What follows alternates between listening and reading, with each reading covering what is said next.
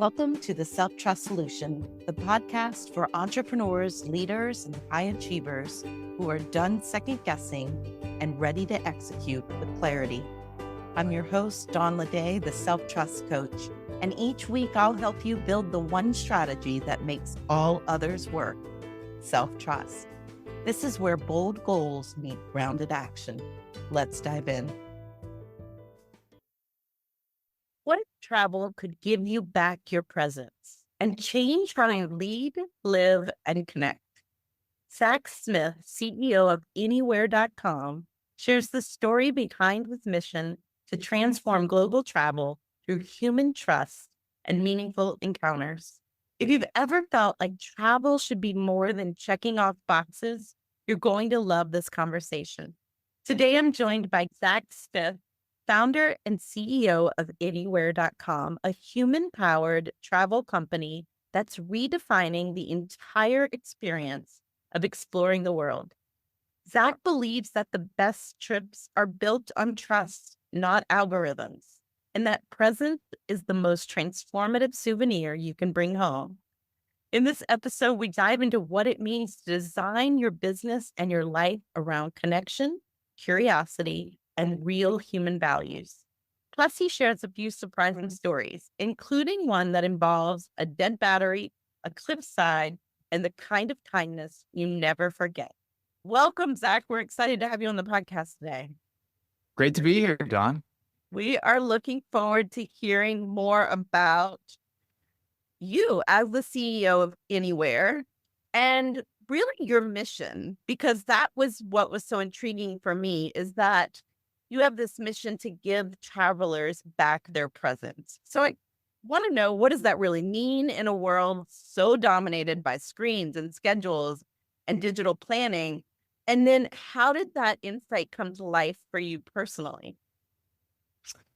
Oh, wow. That is a wonderful platform to open up some of this story. Holy cow. I would say presence is one of the most important state of being we could have, if not the most important. So when someone is anxious or holding something in their mind that, oh, this is how it ought to be, or this is what I need to be doing at this time, they're not really present. They're cycling through something in their own mind. And so they're not able to sense their surroundings as much. And of course, there's certain brain chemistry like cortisol or other hormones that come into your mind, and they affect what you can sense with clarity.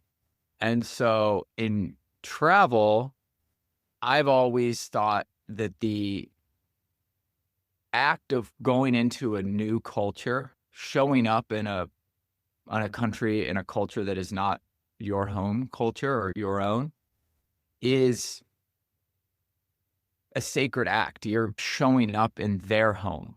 And I think that's best when you're present, because then you get to learn and understand with more clarity that they're just people also. And they are going about their day and they're there to support your experience. And so I just feel that there's a human connection that occurs when people are truly present. And so from a business standpoint, we have core values. Like we value every individual as a unique person with their own thoughts, ideas, and we value that individual. But we also have to value the individual in the other culture. So we want both to understand each other and for a connection to be there. And we see that the world is also an adventure waiting to happen. So that's a long way of saying we believe that travel done right can be transformative from a understanding of another culture, so a connection with other people. And there's a fundamental difference between mass travel and travel that allows you to stay in that present moment. And I don't know. What you're saying is that the presence that, of course, we could use everywhere travel can facilitate that. It can reset us so that we can show up with more presence because we're taking ourselves out of our normal day to day where it's so easy to be dominated by the screens, by the schedules, and by the digital planning. And it gives you an opportunity to reset that hopefully they carry back into their everyday lives. That is definitely a pursuit that, yeah, my hope is that it can be transformative, that it can help them reconnect with themselves when they break a routine. That's the best case scenario, that travel teaches you something about yourself and you bring back some of that state of being into your day-to-day life. And maybe you're more conscious of some of your habits that take you out of presence when you're at home in your routine. That's the aspiration that more and more people are, use travel as a growth catalyst for themselves.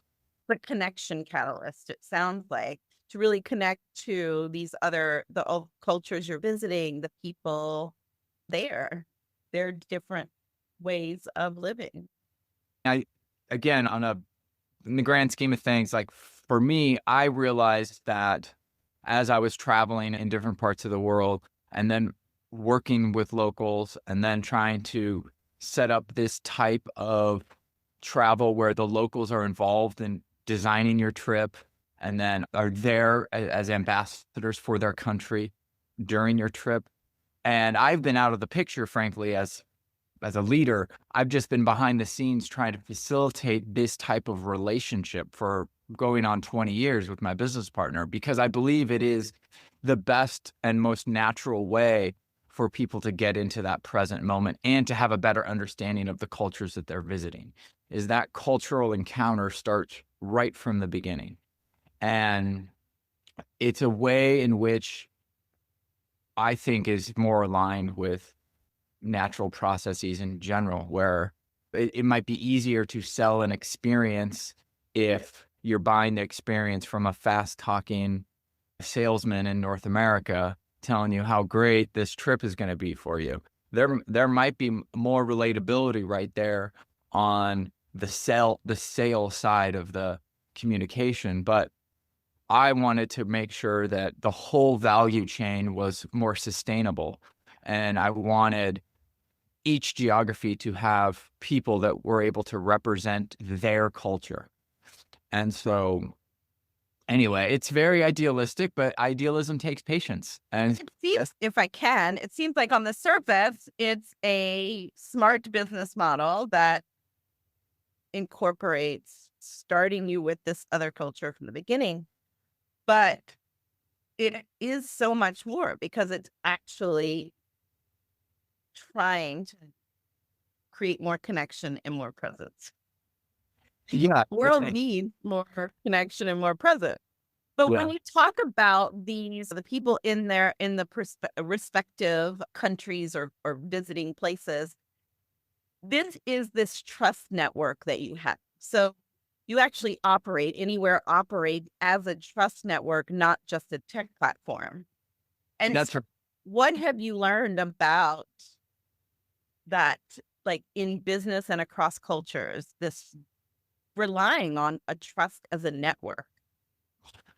I think miracles happen when we trust each other. That's what has allowed so much cooperation to occur globally, is people ultimately are generating value for each other and they know that they'll be reciprocated for that. So you can, in the case of us, we wanted people to, again, to get into that present state of mind, but also for us to be able to do more than just to sell something to them, like a ticket with terms and conditions, which is typical in travel, is like, hey, you bought this experience or you bought this package and these are the terms and you're all, the rest, if life happens in between, that's your problem.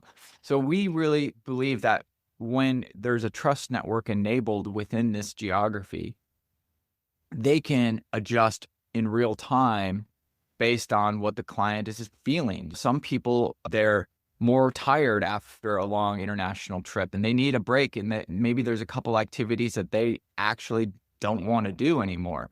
We can adjust that, reschedule them in real time.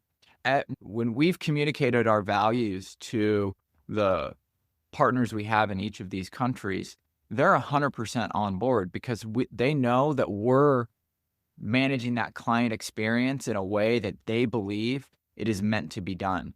They want every visitor to relax in their country because they love their country and they know their country's safe.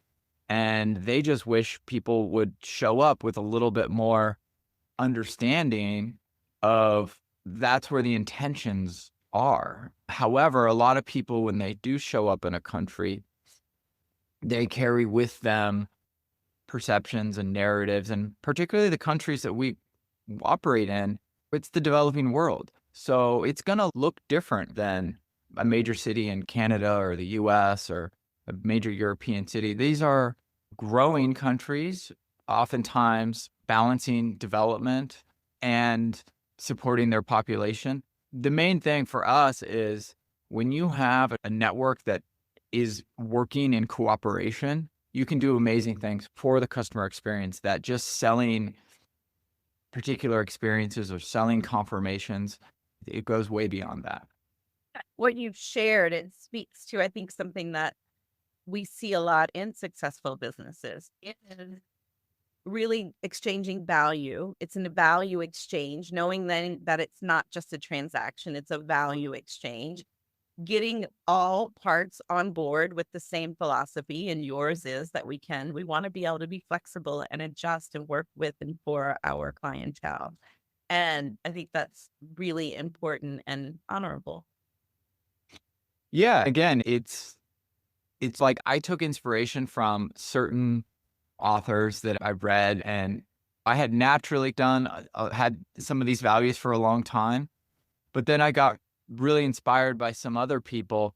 There's this one fella named D. Hawk, and he really opened up my eyes a little bit that he designed things the way that they ought to be done rather than the way things are or the way things need to be because of all these constraints.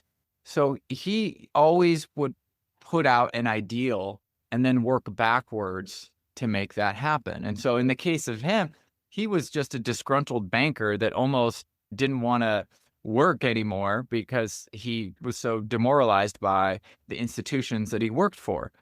But when he had the opportunity to help design the Visa network, he got everyone to cooperate in alignment with the way things ought to be for the client, for the consumer, for the credit card holder. In that case, it wasn't a credit card, it was just a debit card. But the point is, he wanted that frictionless experience for the end user. And so he worked backwards from that. And nature was inspirational for him. But it made me feel like I'm not crazy for trying to do things the way that I'm doing it. I'm like, this guy did it. And he just was good at communicating that and getting people on the same page and aligned. And recently I was like, okay, I think got a little bit more of an anchor that I can hold on to and feel like, okay, this is the way it should be done. So seeing it and working backwards in that way, what is proving to be most challenging? The most challenging thing is we are relatively small. We are ambitious. But what I didn't do for a long time is this sort of thing. I always thought that your actions should speak louder than your words, and you should be executing, and you should be naturally attracting more awareness because of the actions that you take and what you're able to actually do. However, we've been doing lots of video testimonials and getting feedback from clients, and it's pretty shocking how many people thought this is just too good to be true. Who's behind this? What type of organization is this? I've had people background check me and before they book. And so for me, it's okay. I have the value of getting people into their present moment. I'm definitely in the team real world camp. And so now I have to be here. I want to be able to communicate some of the story, some of the things that we've been through, and just be real for the audience from a bottoms up approach. And very recently, I got to communicate some of the story and what we've been up to. And it's an uncomfortable thing for me. It's building what you've already done with your network. It's just now time to start building that trust ahead of time with your potential clientele. Yeah. The irony is, Dawn, on Trustpilot, we have more than 1,200 5-star reviews. We have all these great people saying great things, but there's still not really the distilled essence of what we do from a face, from somebody. And so that's what I'm attempting to. We're seeing that shift out there in lots of businesses, honestly. Is I work with a lot of entrepreneurs and leaders in businesses, and that's just the shift that is happening. Yeah. The reviews are amazing. Social proof is amazing, but people want to hear from you. Yeah. Yeah, that's the stage that I'm trying to get some practice in, and just, again, trust that I can push through that little discomfort that I feel sometimes. And it's not, other people haven't felt that way before. So it's just, trying to step up. To ask, because we talk a lot about it, the self-trust solution, discomfort. Yeah. Do you see discomfort as a tool for growth in your own journey? I think it's absolutely fundamental, not only in your own taking on more of your to-do list or trying to set goals and move towards them physically, just going out and testing your endurance or pushing your tolerance to handle physical discomfort, I think also is a good practice. So I've done a couple Spartan runs and Tough Mudders very recently, which are fun tests of endurance. And it was something I didn't want to do, but I got forced into doing it. And then so I was like, okay, here we go. Got to do it. Yeah. And then just in daily life, I try to, this is going to sound weird, but during the week, I only have black coffee and then I have one meal at night. And I've noticed that it does give me a little bit of an energy boost. Yes, I would like to go eat something and feel that tasty food in my mouth, but actually I'm realizing I don't need it as often. And it does take me off my focus. And it's also really good for my body to have a break from 3 meals a day. So little things like that is like a form of discipline that you can introduce that is adaptive and I think good for you. So whether it's exercise or whether it's sometimes fasting or caloric restriction, or sometimes it's, going out and doing some networking that you don't really want to do. All those things I think are good obstacles to go beyond.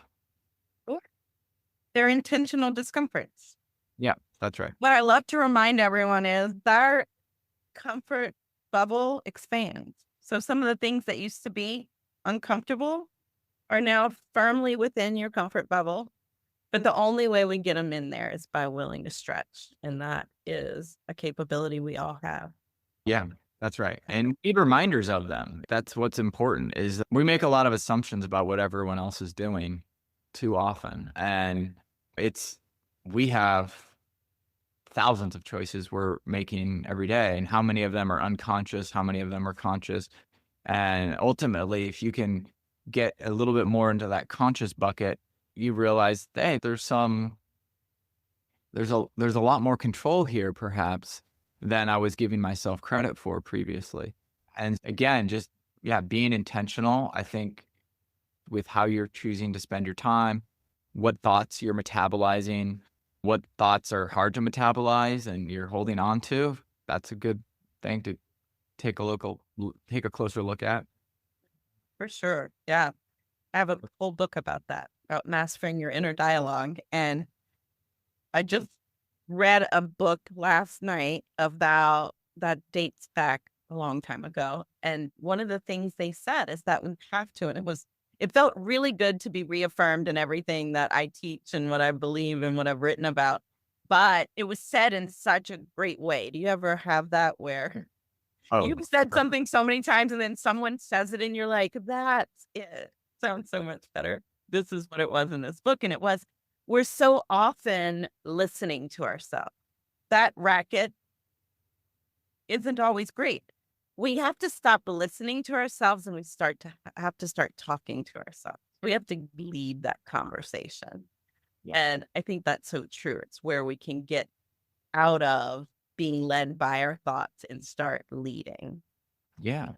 Do them. And again, I think there's phases for that. Sometimes there's just got to make it through. There's been periods where, you're raising young kids and it's all hands on deck and you're just getting through the day. But those phases shift. And all of a sudden, when you can carve out a little bit more time, you can carve out a little bit more intention, you can really start making strides. That 1% a day, or that compounds dramatically over the course of months or years. And so it's that intention, I think, to show up as the best version of yourself. That really is that key choice that people have to come to when they're ready. Yeah. Absolutely. So for someone, let's say that feels like they've lost their sense of presence or even maybe wonder in daily life, what's one small piece of advice or action that you would invite them to start exploring differently? Oh, I know for myself, if I start to feel like, oh, I don't know what to do, I'm not being authentic to myself right now. There's a little internal dialogue that is spinning. I have to just go on a walk or go exercise, doing something with my body to shift the energy really does help me. Yeah, it doesn't have to be hyper physical. You don't have to go punish yourself. That can work though. But being outside in nature, I think, is a dramatic shift that, again, is just, I think, so much inspiration comes when you're not trying to be inspired. It comes when you're just being. And I think just, yeah, a walk, a trek, whatever duration is comfortable, but even just half hour or 45 minutes of being outside, letting your senses do their thing, I think is really helpful. Absolutely. Yeah, it's again getting to that, removing some of the distraction, some of the heaviness of the obligations and the responsibilities just for a moment. We're not ditching them. We're just, Oh, you're still there. they're not going to go anywhere. That's right. That's right.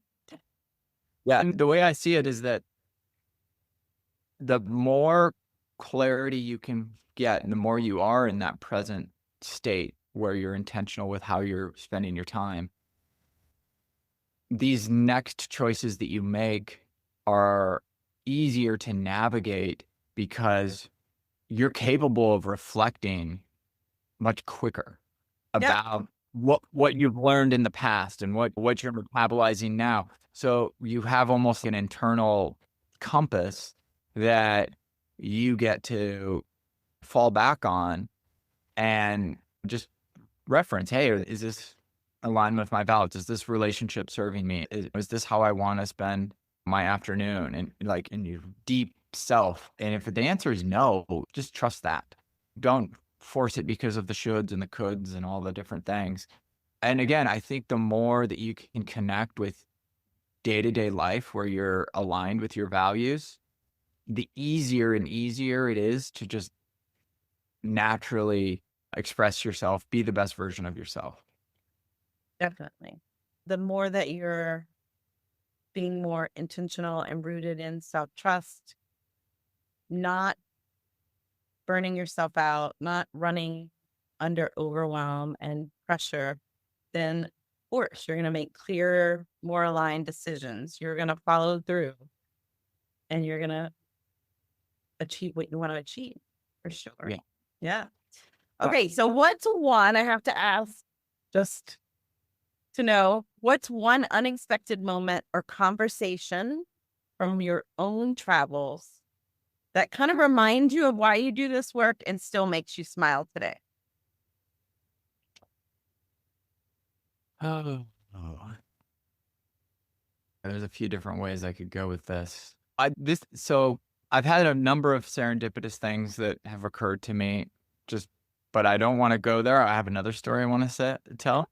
But when I was living in Monteverde, Costa Rica, I was driving at night up this very steep hill in an old, what was that? It was a Mitsubishi something or other, 1988. It was this big hunkin' 4-wheel drive car.